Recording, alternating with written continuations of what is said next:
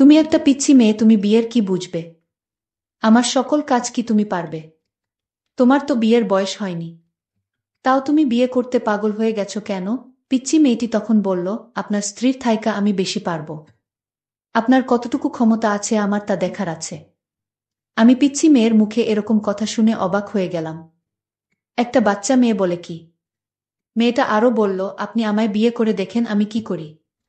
আমি তখন পিচ্চি মেয়েটাকে বললাম, ঠিক আছে, তাহলে আমি বিয়ের আগে তোমার একটা পরীক্ষা নিতে চাই।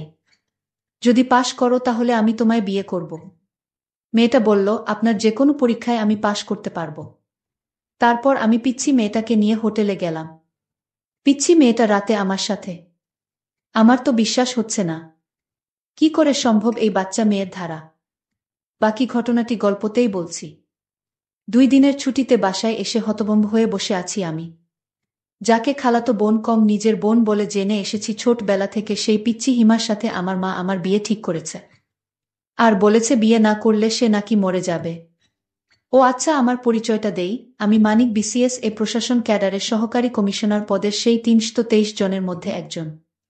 যেখানে সরকারি চাকরি মানেই সোনার হরিণ, সেখানে বিসিএস প্রাপ্তরা হলো হীরার খনি। না, এটা আমার মতামত নয়। আমি বিসিএস পাওয়ার আগেও যেমন সাধারণ ছিলাম, এখনও তাই আছি, তবে মানুষজনের ভাবসাব এ নিজেকে অসাধারণ ভাবতে হয় খানিকটা। সে যাক থাক ভেবেছিলাম এবার মাকে হাসনার জন্য রাজি করাবই করাবো। কিন্তু যখনই আমি হাসনার কথা তুললাম, সাথে সাথে মায়ের চেহারা আগুনের মতন জ্বলে উঠল। আমি এবারও তাকে আমার ডিসিশন দিলাম না, কেবল তার ডিসিশনের জন্য কিছুক্ষণ দাঁড়িয়ে রইলাম। কিন্তু তারপর মা যা বলল তা তো অসম্ভব। আমার পিচ্চি খালাতো বোনকে আমি বিয়ে করব কি না সেটা নিয়ে আমার মায়ের মাথা ব্যথা নেই। আমার মায়ের মাথা ব্যথা হলো একজন 28 পার হওয়া মেয়ের সাথে আমার বিয়ে কথা ভাবতে পারাটা মায়ের কাছে অসম্ভব বলে মনে হতো। হ্যাঁ, ওর সাথে সম্পর্কের প্রায় 9 বছর হতে চলল। এই 9 বছরে মেয়েটা আমার অসীম অবহেলা সয়েও আমাকে ভালোবেসেছে। আমি রাতের পর রাত তাকে বলেছি আমি পড়া শেষ করে কল দিচ্ছি, থামো, তারপর আমি পড়তে পড়তেই ঘুমিয়েছি। সে তার মতন অপেক্ষায় থেকেছে আমার। এসব তো বলছি অনার্স শেষ করার পরের গল্প, তার আগেও এমন অনেক ঘটনা আছে যা এই মেয়েটা মুখ বুঝে সয়ে গেছে। কেবল এতটুকুই বিশ্বাস রেখে দিন শেষে আমি তার। সে বয়স বাড়িয়েছে আমার জন্য, তার বাবার শাসন, মায়ের রাগ, বিয়ের খানেক সম্বন্ধ। বয়স পার হয়ে যাওয়ার দোহায় কোনো সমস্যা দেখিয়ে সে আমাকে ধরে রাখতে চায়নি। বরং সবসময় আমি যেটা পারবো না বলছি সে বলছে আমি জানি তুমি পারবে। মেয়েটা কিছু কারণে আমি উপেক্ষা করতে করতেও পারিনি। বহুবার তার কথা ভেবে তাকে বলেছি তুমি বিয়ে করে নাও। তার সেই এক কথা, বিয়ে করলে তোমাকেই করব, নয়তো না। এই কথাটা খানিকটা স্বস্তি দিত আমাকে। আজকাল সে আমার উপেক্ষা সহ্য করে, অবহেলা মেনে নেয়। যেতে চাইলে আটকায় না, কল না ধরলে আর পরে কল দেয় না। 9টা বছর অপেক্ষা করতে করতে মেয়েটার অপেক্ষা করার মতন কঠিন একটা রোগ হয়ে গেছে বোধ হয়। আমি জানি মেয়েটা কষ্ট পায়, রাতভর কাঁদে, সমাজের সব কথা, বাড়ি থেকে বিয়ের চাপ, সবটা হাসি মুখে মেনে নিয়ে মেয়েটাও খুব ক্লান্তি বোধ করে। মাঝে মাঝে আমাকে বলে, মানিক, কিছু কথা ছিল। আমি জানি কি কথা, তবে মায়ের আপত্তির কথা বারবার তাকে শোনাতেও ভালো লাগে না আমার। তাই প্রায় দিন তার কল অ্যাভয়েড করি। হঠাৎ একদিন কল করে বলি, আর বলো না, খুব ব্যস্ত ছিলাম একদিন। তারপর সে নরমভাবেই বলে, আমি জানি তো, বিসিএস ক্যাডারের অনেক রকমের ব্যস্ততা থাকে। যাই হোক, পরের ক্লাসের জন্য বসে আছি, সময় হয়ে গেছে, রাখছি বলে কেটে দেয়, কথা বাড়ায় না। আর সে আগে ঢাকা থেকে বাড়িতে আসলে তার জন্য সময় বের করে দেখা করতাম, আজাকাল সেটাও কমিয়ে দিছি। মায়ের কিছু কথার প্রভাব আমার উপরেও পড়ে গেছে। 28 বছর একটা মেয়ের জন্য বিশাল ব্যাপার। এখন আর হাসনাকে আমার ভালো লাগে না তেমন। নয়তো তাকে দেখার জন্য যে আমিটা ছটফট করতাম, সেই আমিটাই আজকাল আর তাকে দেখতে চাই না। কেন? নাকি টাকা ইনকাম আর ক্যারিয়ার হওয়ার পরে মানুষের চিন্তা ভাবনা আচমকাই বদলে যায়? আজকাল এসব আজব চিন্তা ভাবনা মাথায় ঘুরতে থাকে সবসময়, কিন্তু সেসবকে আমি সময় দেই না। ঘাড়ে চড়ে বসার একটা সুকটান দেয়ার তাগিদে বাসা থেকে বের হলাম। তারপর অনেকদিন পরে এক মুহূর্তের জন্য হাসনাকে ছাড়া অন্য কাউকে নিয়ে ভাবতে শুরু করলাম। আকাশ মেঘলা হয়ে আসলো, হয়তো একটু পরেই বৃষ্টি শুরু হবে। আমি স্কুলের পাশের মাঠটায় বসে একা একা অন্য কাউকে নিয়েই ভাবছি। স্কুল ছুটির পরের বৃষ্টিতে কত ভিজেছি আমরা না? এটা আমার মনে পড়তো না। সদ্য কিছু ছেলে মেয়েকে দেখছি ভিজতে ভিজতে বাসার দিকে যেতে। একটা 2 বেনি করা মেয়ের দিকে চোখ যেতেই তার লাজুকটা দেখে বুঝলাম পাশের ছেলেটাকে সে খুব ভালোবাসে। কিন্তু এই মেয়েটা কি জানে প্রতিষ্ঠিত হওয়ার পরে ছেলেটা তাকে ছেড়ে দিবে? এই ভেবে কিছুটা মন খারাপ হয়ে গেল। তারপর মনে হলো আচ্ছা আমিও তো একই কাজ করছি। অতঃপর আর সেখানে বসে থাকলাম না। ঘড়িতে সময় তখন 2:30। হাসনাকে এখন স্কুলে গেলে পাওয়া যাবে, আমি সোজা ওর স্কুলের উদ্দেশ্যে চলে গেলাম। ও সেখানে চাকরি করে আজ প্রায় 5 বছর। গেটের সামনে রিকশা থামতেই হাসনার সাথে আমার চোকাচোকি হলো। ইশারায় বললাম উঠে বসতে, তারপর তার দিকে চোখ ফেরাতেই এই প্রথমবারের মতন উপলব্ধি করলাম চোখের নিচের ডার্ক সার্কেলগুলো। এগুলো যেন সাক্ষী তার রাতের পর রাত না ঘুমানোর। তারপর তার দিকে যতবার তাকালাম কেবল মনে হতে লাগলো এই মেয়েটাকেই তো একসময় খুব ভালোবাসতাম। এর জন্যই তো পাগলামো করতাম, তাহলে পাশাপাশি রিকশায় বসেও আজ আমাদের এত দূরত্ব কেন? হাসনা এখন আর আমার সাথে কথা বলা, দেখা করা, ফুচকার আবদার এসবের জন্য জেদ করে না কেন? রিকশাটা হাসনার বাড়ির সামনেই থামাতে বললাম, ও কিছুই বলল না, নেমে গেল। আমি বললাম আজ সন্ধ্যায় রিকশায় ঘুরব, নীল শাড়িটা পরে রেডি থেকো, নিতে আসব। ও এবার মুচকি হেসে বলল অপেক্ষা করব, তারপর বাড়ির ভিতরে চলে গেল। আমি বাসায় এসে একটা ঘুম দিলাম, কারণ আপাতত মাথা কাজ করছে না, একটা ঘুম দরকার। প্রায় 8টা বাজে, ঘুমের ভাবটা কাটতেই আবারও ফোন বাজতে লাগলো। ফোন ধরেই বললাম, বলো। এমন কেন করো মানিক? কি করলাম? তোমার আসার কথা ছিল না? সরি, ঘুমাচ্ছিলাম। 10টা মিনিট আসতেছি বলে কেটে দিলাম। তারপর হাসনার দেয়া খুব পছন্দের সাদা পাঞ্জাবিটা গায়ে দিলাম। ঘর থেকে বের হতেই মায়ের সামনে পড়লাম। তারপর মা বলল, ফকিরের বাচ্চা, এত কাপড় থাকতে ওই ফালতু মেয়ের দেয়া পাঞ্জাবিটাই তোর গায়ে দেয়া লাগবে কেন? কোথায় যাওয়া হবে? না তোর বাসায় মানুষ আসবে, একটু পরেই বের হোস না। টেবিলে প্লেট রাখতে রাখতে এসব বলল মা। আমি বললাম, বড় আপা আসবে নাকি? মা বলল, তোর খালারা আসবে, তোর তো ছুটি নাই, তাই আজকে রাতেই বিয়ের সবটা করে নিতে চায়। আমি অবাক হলাম, তবে কিছু বললাম না। আবার রুমে এসে কিছুক্ষণ বসে থাকলাম। তারপর হাসনাকে কল দিয়ে বললাম, নিয়ে বের হও, আর তোমার ভোটার আইডিটা একটু দরকার আছে, নিয়ে এসো মনে করে।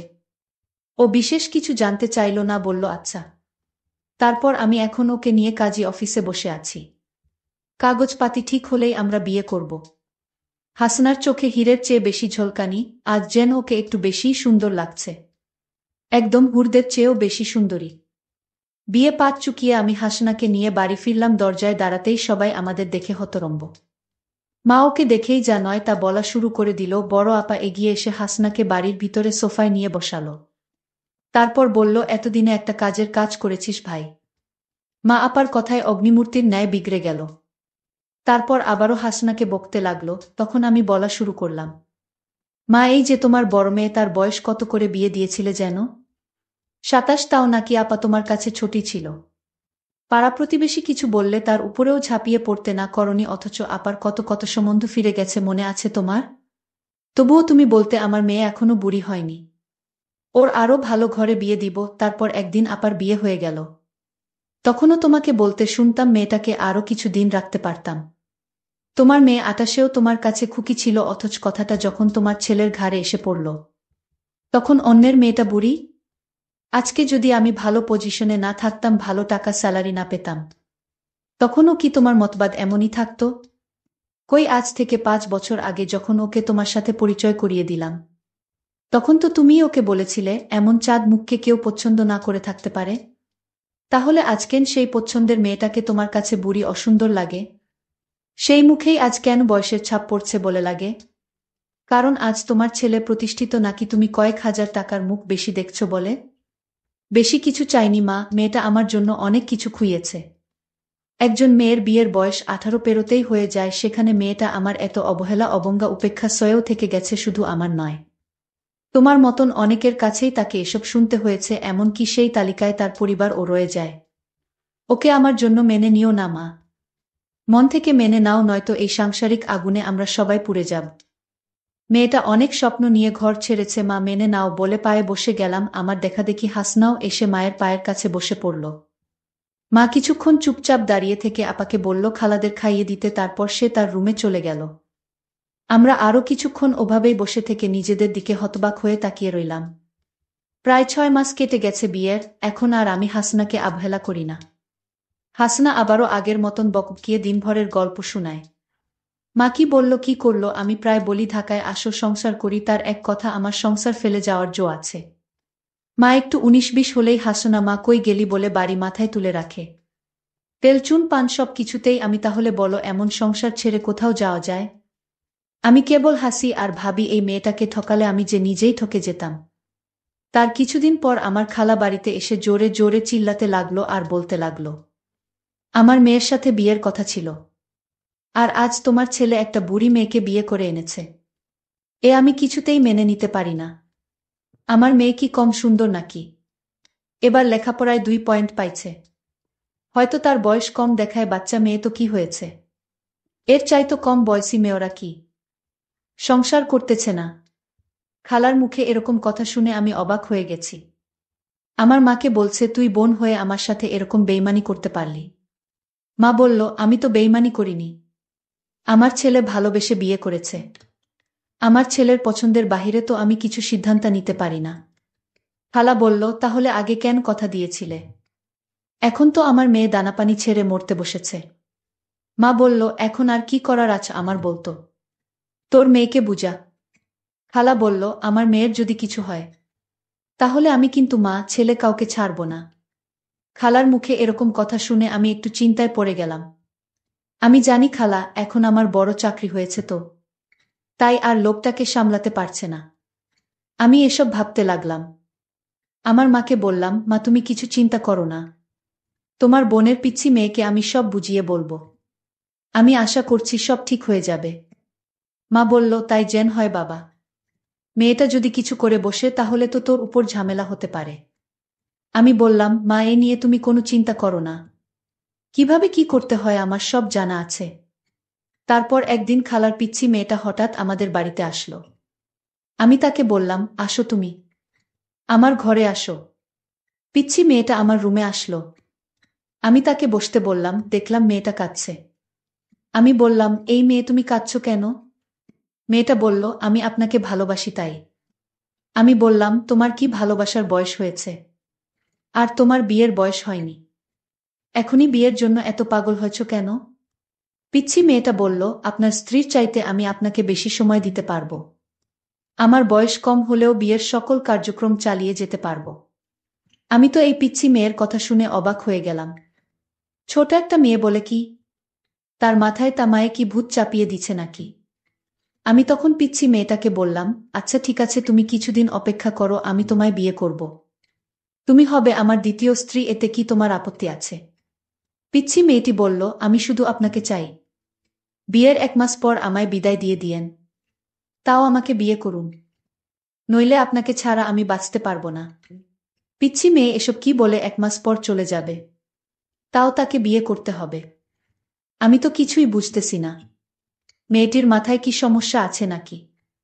আমি মেয়েটাকে বললাম, তোমার 1 মাস হলেও চলবে। আর তুমি কিন্তু ছোট, তুমি আমার সকল চাঁদোয়া পূরণ করতে পারবে কি? পিচ্ছি মেয়েটা বলল, একবার আপনার দায়িত্ব দিয়ে দেখেন আমি পারি কিনা। মেয়েটির প্রত্যেকটা কথা আমার কাছে অদ্ভুত বলে মনে হচ্ছে। পিচ্ছি মেয়ের মুখে এসব কথা মানায়? আমি বললাম, ঠিক আছে, আমি তোমাকে পরীক্ষা করতে চাই। মেয়েটা বলল, কি পরীক্ষা করবেন? আমি বললাম, আমি যে তোমাকে বিয়ে করব সেটা আপাতত আমার স্ত্রীকে জানানো যাবে না। বিয়ে হয়ে গেলে পরে জানলে কোনো সমস্যা নাই। কিন্তু আগে যদি তুমি আমার পরীক্ষায় পাশ করতে পারো তাহলে আমি তোমাকে বিয়ে করতে পারবো। মেয়েটি বলল, কি পরীক্ষা? আপনি যে পরীক্ষা দিবেন সেই পরীক্ষায় আমি পাশ করতে পারবো। আমি বললাম, তাহলে তুমি আমার সাথে একদিন দূরে কোথাও যেতে হবে। সে বলল, আপনি জেনে বলবেন সেখানেই যাব। আমি বললাম, তাহলে তোমায় নিয়ে পটুয়াখালী যাব ঘুরতে। সে খুশি হয়ে বলল, ঠিক আছে। আমি পরের দিন তাকে পটুয়াখালী ঘুরতে নিয়ে গেলাম। তারপর রাত হলো। আমরা একটা হোটেলে উঠলাম। তারপর আমি বললাম, আজ রাতেই তোমার পরীক্ষাটা নিবা? আমি বললাম, আচ্ছা তুমি আমায় সত্য করে বলো তো, তুমি কি কাউকে ভালোবাসো? সে বলল, বাসি আপনাকে। আমি বললাম, এটা মিথ্যা। তুমি অন্য একটা ছেলেকে ভালোবাসো, তাই না? সে বলল, না, আমি আপনাকে ছাড়া কাউকে ভালোবাসি না। তারপর যে ছেলেটি তাকে পাগলের মতো ভালোবাসত সেই ছেলেটিকে আমি ডাক দিলাম। দিদার, তুমি আসো তো। দিদার, তুমি সব খুলে বলো।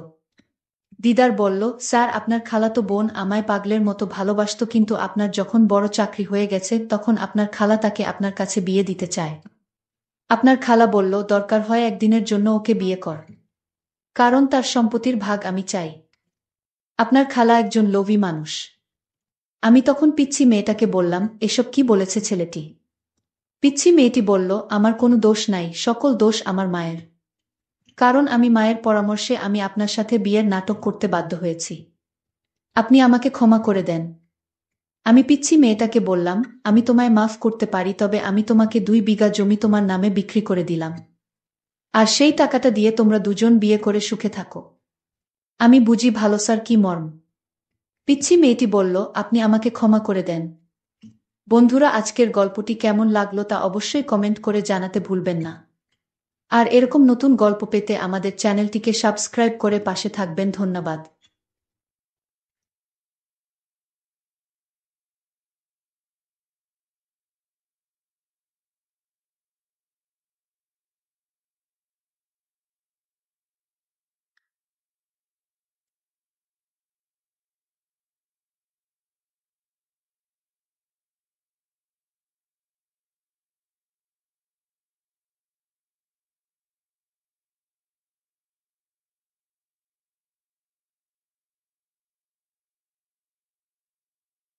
আমি যখন 12 ক্লাসে ফেল হলাম, আমার বাবা আমার জন্য একজন শিক্ষক নিযুক্ত করলেন। তিনি যখন থেকে প্রতি সপ্তাহে আমাকে বাড়িতে পড়াতে আসা শুরু করলেন, তখন থেকেই আমার মায়ের আচরণে কিছু পরিবর্তন দেখতে পেলাম, যা আমাকে ভাবিয়ে তুলছিল। শিক্ষক প্রায় কোনো না কোনো অজুহাতে ঘরের বাইরে যেতেন। একদিন আমি আমার মাকে এবং শিক্ষকের দিকে নজর রাখছিলাম। আমার স্যার আমার মায়ের ঘরে ছিল। তারা অনেক হাসাহাসি করে কথা বলছিল। তারপর যা দেখলাম তাতে অবাক হয়ে গেলাম। একদিন যখন মা কাজের জন্য বাইরে গিয়েছিলেন, আমি বাড়িতে তখন একা ছিলাম। আমি টিউশনের জন্য প্রস্তুতি নিচ্ছিলাম। আমি একটি ছোট ফ্রক পরেছিলাম। সেই পোশাকে আমাকে অনেক সুন্দর লাগছিল। আমি আমার স্যারকে মনে মনে ভালোবাসতাম। যখন টিচার টিউশনে এলেন, তিনি আমাকে বারবার দেখতে লাগলেন। আমার শিক্ষক আমাকে পড়াচ্ছিলেন। হঠাৎ তিনি কিছু সময়ের জন্য আমাকে লক্ষ্য করে তাকালেন, তারপর মৃদু হাসি দিয়ে বললেন, তুমি তো অনেক সুন্দর। তোমার মায়ের মতোই ভালো দেখাচ্ছ। এরপর তিনি আরও বললেন, তোমার মধ্যে সত্যিই কিছু বিশেষ কিছু আছে, যা আমি খুব পছন্দ করি। এই বলে তিনি আমার কাছে এসে বসলেন। তারপর আমি পূজা, 17 বছর বয়সী। ছোটবেলা থেকে আমি কিছুটা শান্তশিষ্ট ও সুন্দর মেয়ে ছিলাম। গায়ের রং ছিল একদমই ফর্সা। আমার জীবনে এমন কিছু ঘটে যাবে আমি কখনো ভাবিনি। কারণ আমাকে টিউশন পড়াতে আসা স্যারের প্রেমে পড়ে যাই। কিন্তু সেই স্যার আমাকে আর মা এর সাথে এমন কিছু ঘটে যা আমরা কখনো ভাবতেও পারিনি। বন্ধুরা, আজকের গল্পটা অনেক বেশি স্পেশাল। আশা করছি তোমাদের ভালো লাগবে। গল্পগুলো ভালো লাগলে ভিডিওটি লাইক, শেয়ার এবং চ্যানেলটি সাবস্ক্রাইব করো। সাধারণত আমি কলেজে যাওয়ার কথা ছিল, কিন্তু 12 ক্লাসের গণিতের কারণে আমার পরীক্ষা ফলাফল খারাপ হয়েছিল। অঙ্কে আমার অনেক দুর্বলতা ছিল, আর তাই আমি সেই বিষয়ে ভালো করতে পারিনি। বাবা কখনো আমার জন্য টাকা দিয়ে সাহায্য করেননি। তার কথা ছিল, তুমি নিজেই পরিশ্রম করো, তবেই তুমি কিছু অর্জন করতে পারবে। কিন্তু বাস্তবতা হল, আমি শুধু এক বিষয়ে খারাপ ফল করেছি, এবং আমাকে সে বিষয়টি পুনরায় পরীক্ষায় বসতে হবে। তবে বাবা আমাকে পুরো বার্ষিক পরীক্ষায় আবার বসতে বললেন, মানে সব বিষয় আবার শিখে পরীক্ষা দিতে হবে। গণিত, বিশেষ করে, আমার জন্য ছিল একটি বড় চ্যালেঞ্জ। বাবা এবার একটু কঠোর সিদ্ধান্ত নিলেন। আগে তিনি আমাকে টিউশনে পাঠাতেন এবং আমি কোচিং ক্লাসেও যেতাম। তবে এবার তিনি বললেন, তুমি কোচিংয়ে গিয়ে মনোযোগ দিচ্ছ না, তাই এবার তোমার জন্য বাড়িতে একজন বিশেষ শিক্ষক লাগবে, যিনি শুধুমাত্র গণিত পড়াবেন। বাবার এই সিদ্ধান্ত আমাকে খুব ভালো লাগেনি। তবে আমি কিছু বলতে পারিনি। মা সবসময় বাবার সামনে কোনো কিছু বলতে ভয় পেতেন। এরপর নতুন শিক্ষককে সাহায্য নিয়ে আমি আবার মন দিয়ে পড়াশোনা শুরু করলাম। বিশেষ করে গণিতের প্রতি আমার মনোযোগ আরও বাড়ানোর চেষ্টা করলাম। আমি বাবার সিদ্ধান্তকে সঠিক মনে করতে লাগলাম। কয়েকদিনের মধ্যে আমার পড়াশোনা ও টিউশন শুরু হল। এটি ছিল টিউশনের প্রথম দিন। স্কুল থেকে দুপুর 12টার দিকে বাড়ি ফিরলাম এবং মা আমাকে বললেন 1টার মধ্যে সবকিছু গুছিয়ে নিতে। কারণ 2টায় আমার টিউশন শিক্ষক আসবেন। সেদিন প্রথমবার আমি শিক্ষকের সাথে দেখা করলাম। তিনি প্রায় 30 বছরেরও কম বয়সী একজন যুবক। মা তাকে একটু জল দিলেন এবং তিনি জল পান করার সময় কিছুটা লজ্জিত মনে হচ্ছিলেন। সম্ভবত আমি তার প্রথম ছাত্রী ছিলাম। আমি চাইছিলাম যে আমি গণিত ভালোভাবে শিখি। প্রথম দিন শিক্ষক খুব বেশি চাপ দেননি, তাই আমি একটু স্বস্তি পেলাম। তবে শিক্ষককে দেখে মনে হয়েছিল তিনি খুবই পেশাদার এবং কিছুটা লাজুক প্রকৃতির মানুষ ছিলেন। কিছুদিন ভালোভাবেই কাটল, শিক্ষকের পাঠদান সংগঠিত ছিল, কিন্তু গণিত এখনও আমার কাছে অস্পষ্ট ছিল। টিউশনের মধ্যে মাঝে মাঝে আমি ঘুমিয়ে পড়তে শুরু করলাম। যখন শিক্ষক পানির জন্য ঘর থেকে বের হতেন, তখন হঠাৎ করে আমার ঘুম চলে আসত এবং আমি 1 থেকে 2 ঘন্টা ঘুমিয়ে থাকতাম। শিক্ষক কখনোই আমার এ বিষয়ে কিছু বলেননি বা মার কাছে অভিযোগ করেননি। আমি বুঝতে পারছিলাম যে শিক্ষক সত্যিই ভালো, কিন্তু আমার ঘুমানোর পর অন্য জায়গায় কিছু ঘটছিল যা আমার অজানাই ছিল। মা এবং শিক্ষকের মধ্যে কিছু চলছে, কিন্তু তাতে আমার দৃষ্টি পড়ছিল না। আমি কিছুই বুঝতে পারছিলাম না। আমার চোখের আড়ালে কিছু একটা ঘটছিল। একদিন টিউশন চলাকালীন হঠাৎ করে আমার কাশি হতে লাগল এবং তা বন্ধ হতে চাইছিল না। আমার কাশি করতে দেখে শিক্ষক আমার পিঠে হাত দিলেন। কাশির শব্দ মায়ের কাছে পৌঁছালে তিনি তাড়াতাড়ি জল নিয়ে এলেন। সেই সময়েও আমি শিক্ষকের উপর নজর রেখেছিলাম। মায়ের হাত থেকে পানির গ্লাস যখন শিক্ষক নিলেন, তখন তাদের হাত একসাথে লাগার মতো হল। এটি দেখে একটু অস্বস্তি অনুভব করলাম এবং কেন জানি মায়ের উপর রাগও হচ্ছিল। তখন আমার মনে কি চলছে তা আমি নিজেই বুঝতে পারছিলাম না। পরবর্তীতে শিক্ষক আমাকে নিজের হাত দিয়ে পানি দিলেন। তিনি আমার কাছাকাছি আসছিলেন এবং আমার মধ্যে এক অদ্ভুত অনুভূতি শুরু হল। এই অনুভূতিগুলি কি তা আমি জানি না, সে সময় আমি এটি ঠিকভাবে বুঝতে পারিনি। পরের দিন স্কুলে গিয়ে বিরতির সময় আমার দেখা হয় আমার বন্ধু তানিয়ার সঙ্গে। তানিয়া আমার পুরনো বন্ধু এবং আমরা দুজনেই 12 ক্লাস পর্যন্ত একসাথে পড়েছি। সে আমার মতো ফেল করেনি, তাই কলেজে ভর্তি হয়েছে। সেদিন আমি তানিয়াকে একটি ছেলের সাথে দেখলাম। আমি জিজ্ঞেস করলাম, তুমি সবসময় এই ছেলের সাথে সময় কাটাও কেন? সে উত্তর দিল, এটা আমার বয়ফ্রেন্ড। তার উত্তর শুনে আমি তাকে বোঝাতে লাগলাম, তানিয়া, এত কম বয়সে এসব তোমার জন্য ঠিক নয়। প্রেমের জন্য হয়তো এখনো সময় রয়েছে। তখন তানিয়া হেসে বলল, পূজা, কলেজ লাইফ তো এসবই করার জন্য। কলেজে যাওয়া মানেই এরকম কিছু। আমি যদিও কলেজে ছিলাম না, তবুও মনে হতে লাগল যে বয়ফ্রেন্ড থাকা জরুরি। তানিয়া বলল, দেখো, কলেজে প্রায় সব মেয়েরই বয়ফ্রেন্ড আছে। তুমি এখনও স্কুলে, তাই হয়তো বয়ফ্রেন্ড গার্লফ্রেন্ড সম্পর্কের ব্যাপারে তোমার ধারণা খুব স্পষ্ট নয়। আমি বুঝানোর চেষ্টা করছিলাম যে এটি সঠিক নয়, কিন্তু এর মধ্যে সে হেসে বলল, তাহলে কি তোমারও কোনো বয়ফ্রেন্ড আছে?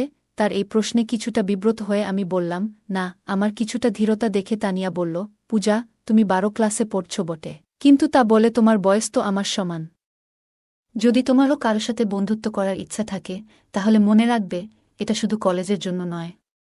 যদি কাউকে ভালো লাগে তবে তার সাথে কিছু সময় কাটাতে ভয় পাবে না। তানিয়ার কথাগুলো আমাকে ভাবাতে লাগল। মনে হল, যদিও আমি কলেজে নেই, তবুও আমার বয়স এমন যে আমি এসব অভিজ্ঞতা নিতে পারি। সে তখন বলল, যদি তোমার কারোর সাথে বন্ধুত্ব করতে হয়, তাহলে আমি তোমাকে আমার বয়ফ্রেন্ডের এক বন্ধুর সাথে পরিচয় করিয়ে দিতে পারি। আমি সঙ্গে সঙ্গে জানিয়ে দিলাম, না, আমি সেই জন্য প্রস্তুত নই।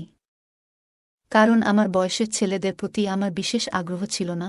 গত কিছুদিন ধরে আমার নজর কেবল আমার টিউশন টিচারের প্রতি ছিল। কখনো কখনো অনিচ্ছাকৃতভাবে টিচারের হাত আমাকে স্পর্শ করলে এক ধরনের অনুভূতি আমার মনে জেগে উঠত। তানিয়ার সাথে কথা বলে আমি বুঝতে পারলাম, যখন কাউকে ভালোবাসা হয়, তখন এ ধরনের অনুভূতি হতে পারে। এখন আমি বুঝতে পারলাম যে আমার টিউশন টিচার আমাকে ভালো লাগছে, আর তাদের বয়সের বিষয়টি আমার কাছে অপ্রধান হয়ে পড়ে। আমি সিদ্ধান্ত নিয়েছিলাম, শীঘ্রই আমি আমার অনুভূতি আমার টিচার এর সাথে শেয়ার করব। আমি নিশ্চিত ছিলাম যে সে আমার প্রস্তাব নাকচ করবেন না, কারণ আমার সৌন্দর্য বিশেষভাবে আকর্ষণীয়। সেদিন যখন আমি স্কুল থেকে বাড়ি ফিরলাম, মায়ের কিছু বলার আগেই আমি টিউশনে যাওয়ার জন্য প্রস্তুত হয়ে গেলাম। আমাকে তাড়াতাড়ি প্রস্তুত দেখে মা আমাকে প্রশংসা করে বললেন, আজ তো তুমি দারুণ প্রস্তুতি নিয়ে এসেছ। মা জানতেন না আমি কেন এত তাড়াহুড়ো করেছিলাম। কিছুক্ষণ পরে টিচার যখন আমার বাড়িতে এলেন, আমি শুধু তার দিকে তাকিয়েছিলাম। যখন স্যার আমাকে পড়াচ্ছিলেন, তখন আমার মন পড়ার দিকে ছিল না, বরং আমি তার দিকে মনোযোগী ছিলাম। হঠাৎ তার দৃষ্টি আমার দিকে পড়লে আমি তৎক্ষণাৎ অন্যদিকে তাকিয়ে গেলাম। টিচার বললেন, আমি একটু পানি পান করতে যাচ্ছি। তুমি এই প্রশ্নটা সমাধান করো।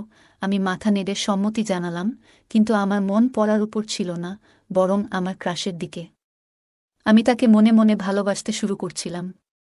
কিন্তু আমি জানি না এই কথাটা তাকে জানাবো কিভাবে। কিছু সময় পর আমি আবার বিশ্রাম নিতে যাচ্ছিলাম। আমার খুব ঘুম পাচ্ছিল, কিন্তু নিজেকে জাগিয়ে রাখলাম। অনেক সময় পার হয়ে গেল এবং টিচার ফিরে আসলেন না। তাকে ডাকতে বাইরে গেলে দেখলাম সে হলরুমে মায়ের সাথে বসে আছেন। আমার টিচার মায়ের কাঁধে হাত রেখে গল্প করছিলেন, যা আমার কাছে একটু অদ্ভুত লাগল। আমাকে দেখেই সে মায়ের থেকে কিছুটা দূরে সরে গিয়ে বললেন, আমার একটু অলস লাগছে, তাই আমি তোমার মাকে বলেছিলাম আমার জন্য চা বানাতে। আমি মাথা নেড়ে কিছু বললাম না। মা বললেন, ঠিক আছে, আমি চা বানিয়ে নিয়ে আসছি। এই সময়ে তুমি পূজার টিউশন চালিয়ে যাও। আমি চা তোমার ঘরে নিয়ে আসব। টিচার আমার সাথে ফিরে ঘরে এলে আমি তার পাশে বসে কিছু গণিতের প্রশ্ন জিজ্ঞেস করতে লাগলাম। আসলে আমি কিছুই বুঝছিলাম না, কিন্তু ইচ্ছাকৃতভাবে বারবার তার কাছে প্রশ্ন করছিলাম। পড়ানোর সময় টিচার আমাকে একটি সংখ্যা লেখার জন্য বললেন, কিন্তু আমি ভুলবশত সেই সংখ্যা উল্টো লিখে ফেললাম। টিচার ভাবলেন আমি ভালো করে লিখতে পারছি না, তাই তারা আমার হাত ধরলেন এবং আমাকে সঠিকভাবে লিখতে শেখানোর চেষ্টা করলেন। সে যখন আমার হাত ধরেছিল এবং লেখার পদ্ধতি বুঝাচ্ছিলেন, তখন আমার মনে এক অদ্ভুত খুশির অনুভূতি হচ্ছিল। আমার প্রিয় ব্যক্তি আমার খুব কাছাকাছি ছিলেন এবং আমি তার দিকে হাসি মুখে তাকিয়েছিলাম। তখনই মা চা নিয়ে ঘরে এলো। মা দেখামাত্রই টিচার আমার থেকে একটু দূরে সরে গেলেন, যেন মা তাকে শাসন করার জন্য এগিয়ে আসছেন। আমি মা এবং টিচারের সম্পর্কের দিকে বেশি লক্ষ্য করছিলাম না। আমার মন ছিল একমাত্র টিচারের দিকে। ভাবছিলাম কিভাবে তাকে আরও বেশি আকৃষ্ট করতে পারব, কিভাবে আমি তাকে আমার মনের কথা বলতে পারব। পরের দিন টিউশনের মাঝে টিচার আবার পানি খাওয়ার জন্য বেরিয়ে গেলেন। অনেক সময় হয়ে গেছে, কিন্তু টিচার ফিরে আসছিলেন না। তাকে খুঁজতে আমি ঘর থেকে বেরিয়ে গেলাম। সেই দিন তারা হলরুমে নেই। মনে মনে ভাবতে লাগলাম তারা আবার কোথায় গেল। আমি মায়ের ঘর থেকে কথাবার্তার শব্দ শুনতে পেলাম। আমি ধীরে ধীরে মায়ের ঘরের কাছে গেলাম এবং দেখলাম দরজা একটু খোলা। দেখলাম টিচার মায়ের সঙ্গে সেখানে বসে আছেন এবং তারা একে অপরের খুব কাছে। টিচারের একটি হাত মার কাঁধে ছিল। এই দৃশ্য দেখে আমি অত্যন্ত হতবাক হলাম, কারণ আমি দেখলাম আমার মা আমার পছন্দের ব্যক্তির সাথে সময় কাটাচ্ছেন। সেই মুহূর্তে আমার মন ভরে গেল রাগে। আমি দ্রুত কিচেন থেকে একটি কাচের গ্লাস জল নিয়ে এসে মার ঘরের সামনে গ্লাসটি জোরে ফেলে দিলাম। ওই শব্দে তারা দুজনই তৎক্ষণাৎ বাইরে এসে পড়লেন। মাকে দেখার পর আমি বললাম, বিপত্তি হয়ে গেছে, গ্লাসটি হাত থেকে পিছলে গেছে। কিন্তু টিচার উল্টো প্রশ্ন করে বললেন, তুমি এখানে কি করছ? আমি সোজাসুজি তাদের দিকে তাকালাম এবং টিচার আমাকে বললেন, তোমার মায়ের মোবাইলের সমস্যা দেখা দিয়েছিল, তাই তোমার মা আমাকে এখানে ডেকেছিলেন। তার ভয়ে ভয়ে কথা বলার ধরন যা বুঝিয়ে দিল যে তাদের মধ্যে এক বিশেষ সম্পর্ক ছিল, যা আমার কাছ থেকে আমার মা আর আমার স্যার লুকাতে চাচ্ছে। কিন্তু আমি তো মার মেয়ে এবং আমি জানতাম যে আমি আমার মায়ের থেকে বেশি তরুণ ছিলাম। টিচার অবশ্যই আমার প্রতি আকৃষ্ট হতে বাধ্য ছিল। এখন আমার পরিকল্পনা ছিল কিভাবে টিচারকে আকর্ষণ করব। সেই দিন কিছু করতে পারলাম না, কারণ টিউশনের সময় শেষ হয়ে গেল। কিন্তু আগামী দিনে আমি নিশ্চয়ই কিছু করার চেষ্টা করব। একদিন যখন আমি টিউশনের জন্য প্রস্তুতি নিচ্ছিলাম, আমি একটি ছোট ফ্রক পরেছিলাম। সেই পোশাকে আমাকে অনেক সুন্দর লাগছিল, আর আমি একটু হালকা করে সেজেছিলাম। যখন টিচার টিউশনে এলেন, তিনি আমাকে বারবার দেখতে লাগলেন। পড়াশোনা শুরু হলে কথার মধ্যে আমি তার হাত আমার পায়ের কাছে রাখলাম। এরপর বেশ কিছু সময় ধরে টিচার তার হাত আমার পায়ের কাছ থেকে সরালেন না। এতে বুঝতে পারছিলাম যে তিনি ক্রমশ আমার প্রতি আকৃষ্ট হচ্ছেন। সেদিন সময় কেটে গেল, কিন্তু প্রতিদিনের মতো টিচার পানি খেতে বা অন্য কোনো কারণে ঘর থেকে বেরিয়ে যাননি। বরং তিনি আমাকে হাত ধরে পড়াতে লাগলেন এবং মাঝে মধ্যে আমার দিকে তাকাচ্ছিলেন। এটি আমার কাছে খুব ভালো লাগছিল। হঠাৎ করে মা এসে যান। যখন তিনি দেখলেন টিচার আমার হাত ধরে পড়াচ্ছেন, তার চোখ বড় হয়ে গেল। মা চায়ের প্রসঙ্গে টিচারকে সেই ঘর থেকে বাইরে নিয়ে গেলেন। আমি স্বভাবতই টিচারের পেছনে চলে গেলাম। টিচার সরাসরি মায়ের ঘরে না গিয়ে বাইরে হলের একটি কোণে বসে থাকলেন। মা আমাকে কিচেনে নিয়ে গিয়ে গম্ভীরভাবে বলতে লাগলেন, তুই আর ছোট নেই, এইভাবে অচেনা মানুষের সামনে ছোট পোশাকে ঘুরে বেড়াতে তোর কিছু মনে হয় না? তিনি বললেন, এটি আমার প্রথম এবং শেষ সতর্কতা। মার গম্ভীর মুখের দিকে তাকিয়ে আমার মনে হল তিনি সত্যিই চিন্তিত। আমি চেষ্টা করছিলাম যেন তিনি সতী সাবিত্রী যেভাবে থাকেন, কিন্তু তার বিয়ে হয়ে গেলেও তিনি একজন যুবকের সাথে সময় কাটাচ্ছেন। আমি তখন এমন পোশাক পরেছিলাম যা মায়ের কাছে অশালীন লেগেছিল। যখন আমি কিছু বলতে যাচ্ছিলাম ঠিক তখনই বাইরে থেকে বাবা ডাকলেন। সেদিন বাবা আগে বাড়ি এসেছিলেন। বাবার ডাক শোনার পর মা এক গ্লাস জল নিয়ে বাইরে চলে গেলেন। সেদিন রাতের ঘটনাগুলি আর কেউ জানত না। ঘুমানোর আগে আমি মায়ের কাছে ক্ষমা চাইলাম এবং বললাম, মা, আমি ভবিষ্যতে স্যারের সামনে এমন কিছু করব না। পরের দিন টিউশনের সময় আসার আগে মা বাজারে যাওয়ার জন্য বেরিয়ে গেলেন। আমি রাতের ক্ষমা চাওয়ার মাধ্যমে মায়ের বিশ্বাস অর্জন করতে চেয়েছিলাম যে আমি আর স্যারের সামনে এমন আচরণ করব না। সাধারণত রবিবারে বাজার হয় এবং মা সবসময় বাজারে যেতেন। আমি ভাবলাম, যদি মা আমার এবং স্যারের মধ্যে কিছু সন্দেহ করেন তবে তিনি বাজারে যাবেন না। তাই আমি আগে থেকেই তাকে সঠিকভাবে বোঝানোর চেষ্টা করলাম, যাতে তার মনে সন্দেহ দূর হয়। আর যেন বাজারে চলে যান। মা বাজারে চলে যাওয়ার পর আমি এবং স্যার বাড়িতে একা ছিলাম। তখন অচিরেই টিচার আমার হাত ধরে আমাকে গণিত পড়াতে শুরু করলেন। তিনি বললেন, আমি জানি তুমি ইচ্ছা করে গণিতে ভুল লিখছিলে, যাতে আমি তোমার হাত ধরতে পারি। তার কথা শুনে আমি হাসতে লাগলাম। তারপর তিনি বললেন, পূজা, তুমি খুব সুন্দর। কি তোমার ধারণা আমি তোমার দিকে নজর দিইনি? তিনি বললেন, আমি তোমাকে একটা কথা বলতে চাই, তুমি তোমার বয়সের তুলনায় অনেক বেশি সুন্দর। এটি সেই সময় যখন প্রেমের কথা বলার জন্য প্রস্তুত হওয়া উচিত। তবে তুমি কেন নিজেকে আটকে রেখেছ? স্যারের কথাগুলো শুনে আমি হাসি চাপতে পারলাম না, কারণ যেটা আমি চাইছিলাম সেটাই তার মুখ থেকে বেরিয়ে এলো। স্যার বললেন, আমি তোমার প্রতি ভালোবাসা অনুভব করি। তিনি আমাকে আলতো করে হাত ধরলেন। আমি জিজ্ঞেস করলাম, স্যার, কি সত্যিই আপনি আমার প্রতি প্রেম অনুভব করেন? আমিও আপনাকে ভালোবাসি।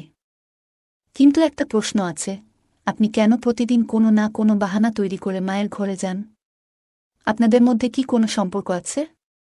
আমার প্রশ্ন শুনে স্যার হাসলেন এবং বললেন, পূজা, তুমি কি মনে করো আমি তোমার মার প্রতি আকৃষ্ট? একদম নয়। আমি তো প্রথম থেকেই তোমার প্রতি নজর রেখেছিলাম। আমি দেখতে পেয়েছিলাম যে তুমি আমাকে ভালোবাসো কিনা। কিন্তু তোমার মায়ের কারণে আমি আমাদের সম্পর্কটি গোপন রাখতে চেয়েছিলাম, যাতে তিনি সন্দেহ না করেন। আমি ভয় পেয়েছিলাম যে যদি আমি তোমার সামনে আমার অনুভূতির প্রকাশ করি তাহলে তুমি বিপর্যস্ত হয়ে যাবে, এ কারণে কিছু বলিনি। পরে ধীরে ধীরে তিনি আমার কাছে আসতে শুরু করেন এবং আমাদের মধ্যে প্রেমের সম্পর্ক গড়ে উঠতে থাকে। হঠাৎ করে আমার ঘরের দরজা জোরে খুলে যায় এবং সেখানে মা চলে আসেন। তাকে দেখে আমি একটু অবাক হলাম, কিন্তু একই সঙ্গে জানতাম যে আমি কোনো ভুল করছি না। আমি শুধু একজন বন্ধুর সাথে সময় কাটাচ্ছি। মা আমার কাছাকাছি এসে স্যারকে দূরে সরিয়ে দিলেন এবং বললেন, ভালো হয়েছে। আমি যদি মোবাইলের দিকে নজর না দিতাম তাহলে হয়তো তোমার এবং এই মানুষের সত্য আমার সামনে এসে যেত না। ব্যাগে মোবাইল না থাকার কারণে আমাকে আবার বাড়িতে ফিরতে হলো। প্রিয়া, এত কম বয়সে তোমার। আমি জানি আমি গতকালই তোমাকে সতর্ক করেছিলাম, কিন্তু আজকে তুমি আবার সেই অবস্থায় পৌঁছে গেছ। স্যার মার সামনে আমাকে ভুল প্রমাণিত করার চেষ্টা করছেন। স্যার মাকে বললেন, বেশ কিছু দিন ধরে তোমার মেয়ে বেশ কিছু অদ্ভুত কাজ করছে। আজকে সে নিজেই আমার সঙ্গে এই বিষয়গুলো নিয়ে আলোচনা করতে এসেছে। মাকে বলতে দেখার পর আমি বাধা দিলাম এবং বললাম, মা, এই লোকটির কথায় বিশ্বাস করো না। আমি তোমার শপিং ব্যাগে থেকে তোমার মোবাইল বের করেছিলাম, যাতে তুমি অর্ধেক পথে ফিরে এসে সত্যটা জানতে পারো। এটি আমি ইচ্ছাকৃতভাবে করেছি, যাতে তুমি বুঝতে পারো এই ব্যক্তির আসল চেহারা কি। আমি বললাম, এই টিউশন শিক্ষক আমাদের বাড়ির 2 মহিলার সঙ্গে এক ধরনের অসৎ ব্যবহার করছে। তুমি তার প্রেমে পড়তে পারো, কিন্তু আমি না। আমি কয়েকবার তোমাদের দুজনকে একসঙ্গে দেখেছি। তাই আমি এই সব ঘটনাকে সাজিয়েছি, যাতে তোমার কাছে এই লোকটির সত্যি মুখোশ খুলে দিতে পারি। যখন স্যার পড়াতে আসেন, ঠিক তখন আমি মায়ের মোবাইলে ভিডিও রেকর্ডিং শুরু করে দিই এবং সেটি ঘরের এক কোণে রাখি। যে কোনো কিছু তিনি মায়ের সম্পর্কে বলতেন, সবকিছু সেই মোবাইলে রেকর্ড হয়ে গিয়েছিল। যখন মা সেই ভিডিওটি দেখলেন, তিনি বুঝতে পারলেন যে স্যার তাদের সাথে প্রতারণা করছেন। মা সেই নালায়েককে পুলিশে দেওয়ার হুমকি দিলে তিনি সেখান থেকে পালিয়ে গেলেন। এরপর মা বললেন, পূজা, আমি অনেক ভুল করেছি, আমি জানি। কিন্তু আমি কি করব? তোমার বাবা আমাকে তেমন সময় দেন না। যেদিন তোমার টিউশন শিক্ষক বাড়িতে এসেছিল সেদিন থেকেই তার সাথে আমার কথা বলা শুরু হয়। তখন আমি মনে করেছিলাম সে আমার মন বুঝতে শুরু করেছে। তার মিষ্টি কথায় আমি এমনভাবে আবদ্ধ হয়ে পড়েছিলাম যে তার স্বার্থপর প্রেমকে আমি সত্যিকারের মনে করতে শুরু করেছিলাম। আমি তো এতটাই তার প্রেমে মজেছিলাম যে তোমার কথা পর্যন্ত ভুলে গিয়েছিলাম। মা আরও বললেন, আমি সেই নালায়েকের সাথে বিয়ে করার কথা ভাবছিলাম, কিন্তু জানতাম না যে তার তোমার প্রতি এমনই ঘৃণ্য দৃষ্টি রয়েছে। সে আমার সাথে প্রেমের নাটক করে, কিন্তু তোমার সাথেও সময় কাটানোর চেষ্টা করছিল, এটি আমি বুঝতে পারিনি। তোমার বাবা সব কিছু করেন, যখন আমি যা কিছু চাই তা দেন, কিন্তু শুধু অর্থ দিয়ে একটি সম্পর্ক চলে না। ভালোবাসা ও মতবিনিময়ও প্রয়োজন। কিন্তু আমাদের মধ্যে তো এসব কিছুই ছিল না। এই কারণে যখন আমাকে অন্য একজনের কাছ থেকে একটু ভালোবাসা পেলাম, আমি তাতেই গা ভাসিয়ে দিলাম। আমি সত্যি খুব বড় একটি ভুল করেছি। মা যে ভুল বুঝতে পেরেছিলেন। আমিও স্যারের প্রেমে পাগল হয়ে পড়ছিলাম। কারণ আমার বন্ধুরা, তানিয়া, আমাকে নেতিবাচক বিষয়গুলো সম্পর্কে ভালোভাবে শিক্ষা দিয়েছিল। তানিয়া আমাকে প্রেমের প্রকৃতি সম্পর্কে জানিয়েছিল। কিছুদিন পর সে আমাকে তার ব্রেকআপের গল্প শুনিয়েছিল, যেখানে তার আগের প্রেমিক মিষ্টি কথাবার্তার মাধ্যমে তার কাছে নেতিবাচক আচরণ করেছে এবং পরে সমস্ত সম্পর্ক ছিন্ন করে ফেলে। যে মেয়ে আমাকে প্রেমের অর্থ বোঝাল, সেই মেয়ে আমাকে প্রেম এবং প্রতারণার মধ্যে পার্থক্য বোঝাতে সাহায্য করেছিল। তানিয়া যা জানিয়েছিল তা শুনে আমি সতর্ক হয়ে উঠলাম, এবং এই কারণে আমি মা এবং নিজেকে ওই নালাজুক টিউটরের নজর থেকে রক্ষা করতে পারলাম। ওই ঘটনায় মা আমার সঙ্গে প্রতিজ্ঞা করেছিলেন যে তিনি আর কাউকেই তার অনুভূতি শেয়ার করবেন না। আমিও ঠিক করেছি যে আমি কাউকে অপ্রয়োজনীয় বিষয়গুলোতে জড়িয়ে পড়ব না।